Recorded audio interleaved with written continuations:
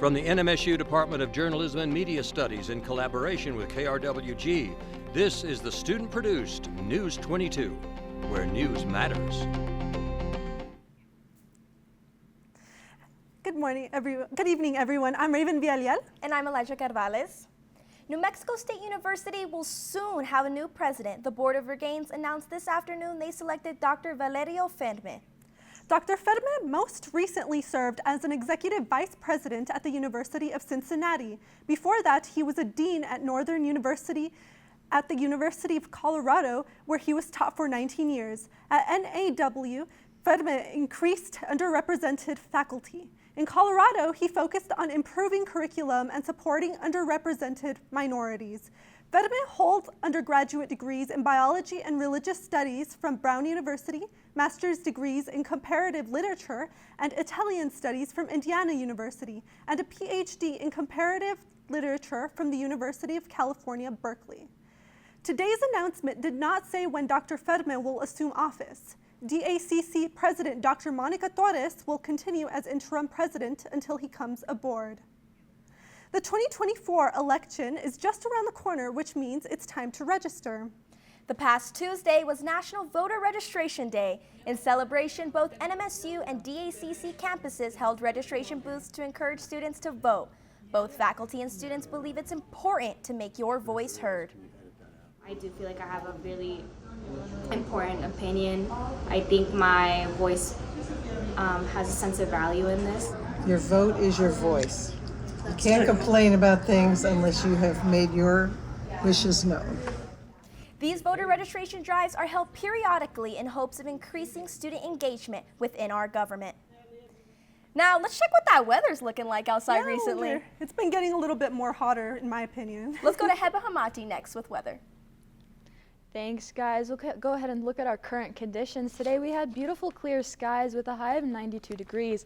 The winds are 5 miles an hour south. Humidity is at 13%. Our dew point is at 35 degrees, which leaves our barometer at 29.98 inches. Today's high was 92 degrees. Our average around this time of year is 87 degrees, and our low was at a beautiful 70 degrees.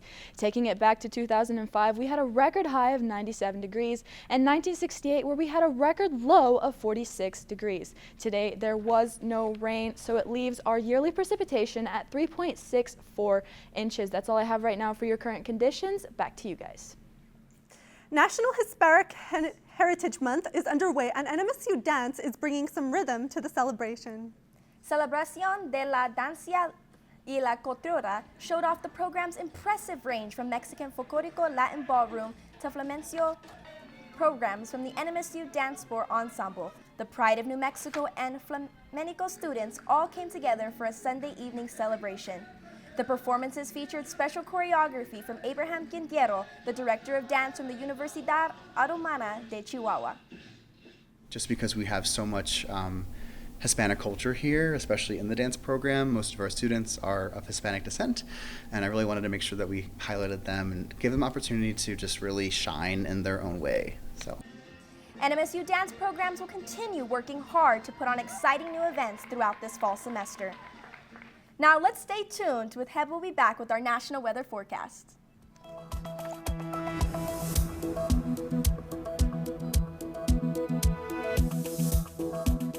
Welcome back. You're watching News 22 Thursday, where news matters. I wonder, Raven, if it's as hot here as it is everywhere else. Well, Heba's next with your national weather forecast.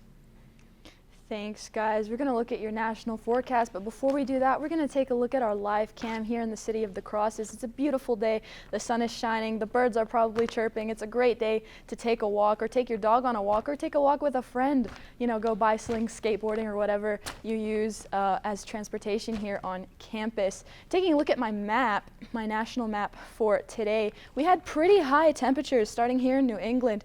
New York at 85 degrees, Boston 69 degrees, Buffalo 83, Washington 83 as well, Norfolk at 78 degrees. Moving down here, Jacksonville at 88 degrees, Tampa 90, and Miami 84, so pretty hot.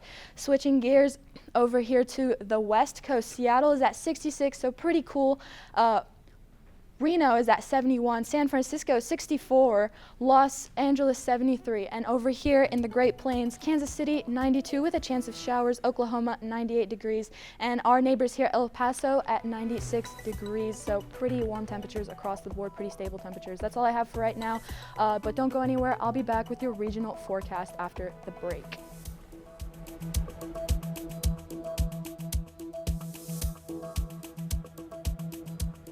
Welcome back, guys. We're going to go ahead and take a look at your local forecast. As you can see, it's pretty hot across the state today. Farmington at 81 degrees, Santa Fe 78, Albuquerque 81, Socorro 92, Rio Doso 84, Roswell at a whopping 100 degrees, Las Cruces at 92, and Deming at 94. Taking it into tomorrow, we are going to see some of those temperatures decline. Farmington at 86, Santa Fe 79, Clovis 93, Roswell definitely cooling off with 96, Las Cruces at 95, and Deming again at 94 degrees. In Alamogordo tonight, we're going to see a low of 69 degrees with clear skies. Tomorrow, a high of 94 degrees with sunny skies. Taking it into truth or consequences tonight, we're going to see a low of 63 degrees with clear skies. Tomorrow, sunny 94 with a high of 94 and sunny skies. Taking into Silver City tonight, we have a low of 59 degrees with clear skies. Tomorrow, high of 85 degrees with sunny skies, so definitely a beautiful day. Here in the city of the Cruces tonight, we have 70 degrees as a high as a low, and tomorrow we have 95 degrees as a high, sunny skies as well. That's all I have right now for your regional forecast. I'll be back with your 5-day. The Las Cruces Chess Club is enjoying another round of games at the Amador Winery. New players and veterans alike are playing chess in the small tournament, the so-called Blitz. Each player gets 5 minutes to finish their game. The top 3 win a bottle of wine. They gather on the first Wednesday of every month, drinking wine and learning to be better players. Especially for people who are learning chess or wanting to get more advanced in chess if they already play. It really puts you in the atmosphere of a variety of players. The club currently has around 15 players each tournament, but they welcome anyone who wants to learn. Man, Raven, I wonder what's going on with sports lately. Yeah, I heard about that battle of I-25. What do you think? I don't know. Let's go over to Tristan and hear what's going on. Hey y'all, coming up in sports, the Battle of I-25 is raging on. You can spike that remote because News 22 Sports is next.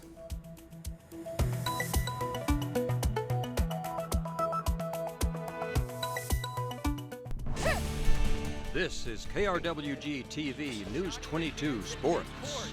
For the win! He got it!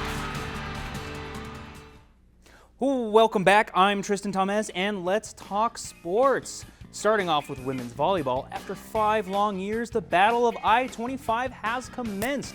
As I speak, the Aggies are duking it out with the Lobos in the Pan American Center, hoping to avenge Tuesday's loss in Albuquerque.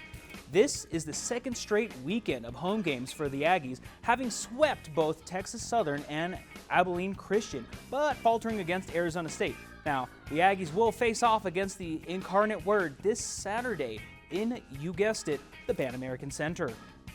And in women's tennis, the Aggies will kick off their fall season at home with this weekend's Aggie Invitational from Friday, September 20th to Sunday, September 22nd at the NMSU Tennis Center.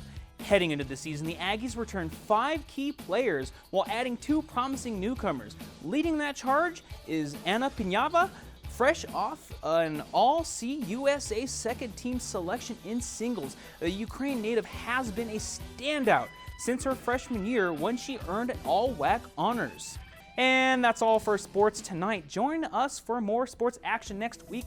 Still ahead on News 22, Heba will be back to take a look at your 5-day forecast. But first, NMSU is celebrating Latin American Heritage Month. More on that when News 22 continues. Welcome back. Now let's take a look at our top stories. New Mexico State Board of Regents announced that Dr. Valerio Ferme will soon be the university's next president. NMSU and DACC held registration booths to encourage students to register to vote. And National Hispanic Heritage Month is underway, and NMSU Dance is bringing some rhythm to the celebration. As we said earlier, New Mexico State University is in the midst of Latinx or Hispanic Heritage Month, so the Latin American Programs Department is celebrating with a variety of events. Starting at noon today outside the Corbett Student Center, students lined up for the pupusas, that's the national dish of El Salvador. It's a corn masa griddle cake studded with a variety of fillings such as cheese, refried beans, fermented cabbage, and pork. The La Pusa restaurant from El Paso served them free. Students saw a good thing and took advantage of it. The first time me trying it was really good. Since I'm not a spicy eater, it was like hot, but I liked it because of the flavors. You take a bite in it, it's so cheesy and it's just, It's really good. The restaurant started serving at noon and kept going out until they ran out.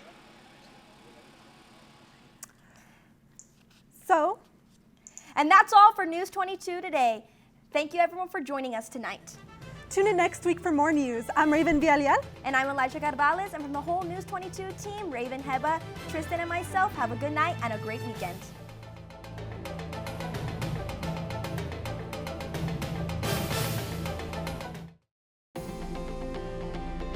This news brief en español is brought to you by Noticias 22.